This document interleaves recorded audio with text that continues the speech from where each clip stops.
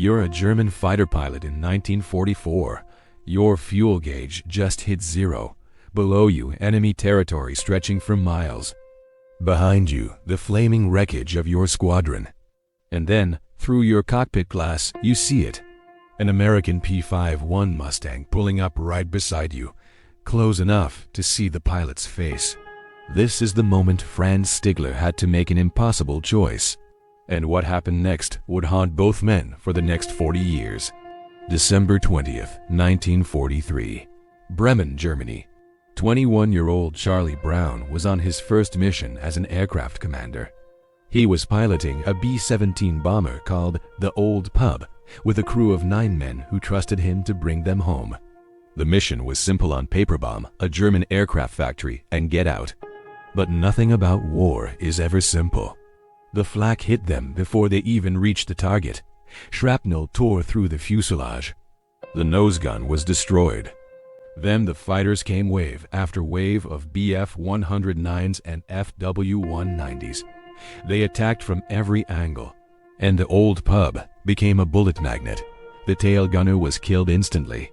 The ball turret gunner took shrapnel to the leg. The navigator was unconscious and bleeding out in the nose. The oxygen system was destroyed, and at 27,000 feet, that meant the crew was suffocating. Charlie Brown himself took a shell fragment that knocked him nearly unconscious. But here's what's remarkable: somehow, through sheer instinct and muscle memory, Charlie kept that plane in the air.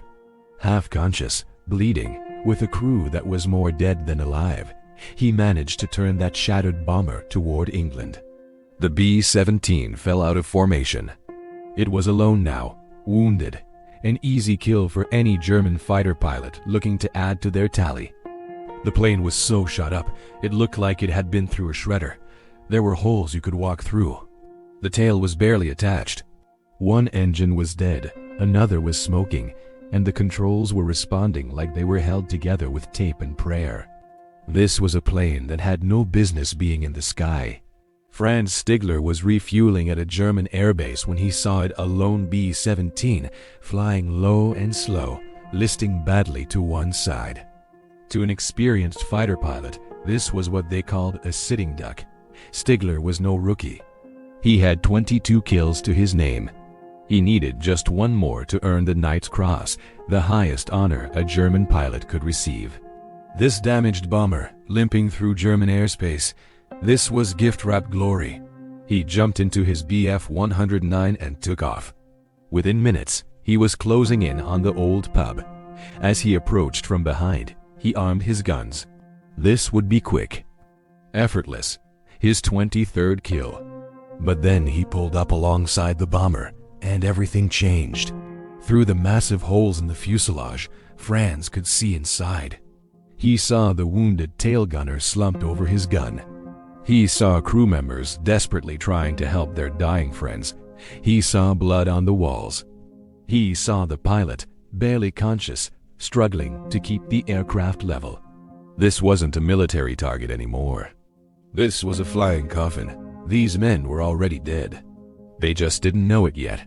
Franz looked at the tail gunner's position again. The guns weren't even moving. They couldn't fire back. This wasn't combat. This would be an execution. And then he remembered something his commanding officer once told him. "If I ever see you shooting at a man in a parachute, I'll shoot you myself." The principle was clear: you don't kill defenseless men. Honor meant something, even in war. Franz pulled his fighter alongside Charlie's cockpit. Close, so close that Charlie could see his face. And Charlie, barely conscious, thought this was it. This was how it ended. The German pilot was lining up for the kill shot, but Franz didn't fire. Instead, he did something that defied every rule of war. He started waving, frantically gesturing toward Sweden neutral territory where the bomber could land safely. Charlie, confused and barely lucid, didn't understand.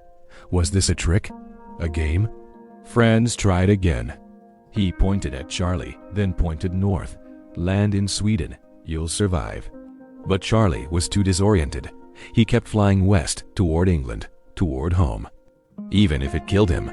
So Franz made a decision that could have gotten him executed. He positioned his Bf-109 right beside the B-17 and became its escort. Through German airspace, past German anti-aircraft batteries that would have blown the old pub out of the sky without a second thought. Franz flew so close to the bomber that the German gunners below held their fire.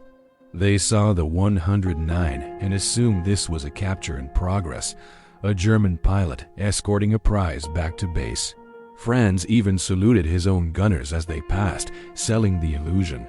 For several minutes, a German fighter pilot and an American bomber crew flew side by side, enemies. But in that moment, something else entirely. When they reached the North Sea, the edge of German territory, Franz pulled up one last time beside Charlie's cockpit. He gave a salute, a nod. And then he peeled away, disappearing back into German airspace. Charlie Brown sat there, stunned. Half his crew was dead or dying. His plane was held together by miracles. And a German pilot had just saved their lives. Against every odd, the old pub made it back to England. The plane was so damaged it never flew again. Charlie Brown never forgot that moment. For 40 years, he thought about the German pilot who spared him. Who was he? Was he even still alive? Did he make it through the war? In 1986, Charlie decided to find out. He placed an ad in a newsletter for former Luftwaffe pilots.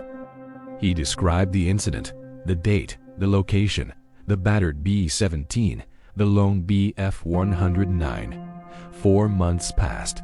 No response. Then, a letter arrived from Canada. It was from Franz Stigler. Franz had seen the ad and immediately knew it was about him. He never told anyone about that day, not even his wife, because in the chaos of the war's final years, it would have been seen as treason. He could have been shot. But now, decades later, he wrote back. And when Charlie read the letter, he wept. The two men met in person in 1990. They embraced like brothers. For the next 18 years, until they both passed away in 2008, within months of each other, they were inseparable. They attended air shows together, spoke at schools together, and told their story of humanity in the midst of horror. Franz Stigler once said, "I didn't have time to think about it. I just knew what I had to do." In a war where millions died, where orders were followed without question, where the machinery of death ground on relentlessly, one man made a choice, not to kill, but to save. Not to follow orders, but to follow conscience. That moment over German airspace lasted maybe 10 minutes. But its echo lasted a lifetime. Sometimes the most powerful weapon in war isn't a gun or a bomb. It's mercy. And sometimes the bravest thing a soldier can do isn't kill the enemy. It's to see them as human. If this story moved you, share it. The world needs more reminders that even in our darkest moments, we can choose compassion.